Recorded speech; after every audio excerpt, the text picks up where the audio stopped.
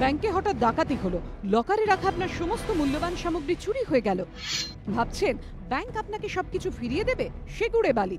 তথ্য জানার অধিকার আইনে এক আইনজীবীর প্রশ্নের উত্তরে রিজার্ভ ব্যাংক স্পষ্ট জানিয়ে দিল, রাষ্ট্রায়ত্ত ব্যাংকের লকারে রাখা কোনো জিনিস চুরি বা খোয়া গেলে তার দায় সংশ্লিষ্ট ব্যাংকের নয়। রিজার্ভ ব্যাংকের পাশাপাশি 19টি রাষ্ট্রায়ত্ত ব্যাংকও এই নীতি নিয়েই চলে। কারণ ব্যাংকগুলির বক্তব্য, ব্যাংক এবং গ্রাহকের সম্পর্ক ঠিক বাড়িওয়ালা এবং ভাড়াটের মতো।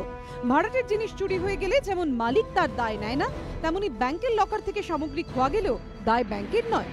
কিছু ব্যাংক কর্তৃপক্ষ লকার ভাড়া দেওয়ার সময় বলে দেয়, গ্রাহক যদি চায় তাহলে নিজেদের স্বার্থে লকারে রাখা সামগ্রীর বীমা করাতে পারে। অর্থাৎ এতদিন ব্যাংকের লকারে সব মূল্যবান সামগ্রী রেখে দিয়ে আপনি যদি নিশ্চিন্তে ঘরে ঘুমোতেন, তাহলে রিজার্ভ ব্যাংকের বক্তব্য শোনার পর আপনার ঘুম উড়ে যেতে পারে। তথ্যের অধিকার জানার আইনে রিজার্ভ ব্যাংকের থেকে এই জবাব পেয়ে কুশ কালরা নামে ওই আইনজীবী কম্পিটিশন কমিশন অফ ইন্ডিয়ার দ্বারস্থ হয়েছেন। তার প্রশ্ন, ব্যাংক যদি গ্রাহকদের মূল্যবান সামগ্রীর সুরক্ষা নাই দিতে পারে, তাহলে অহেতুক লকারের জন্য গ্রাহকদের কাছ থেকে ভাড়া নিচ্ছে কেন?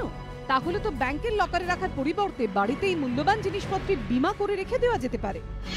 এই বিষয়গুলোই সিসিআই এর নজরে এনেছেন তিনি। এবিপি আনন্দ।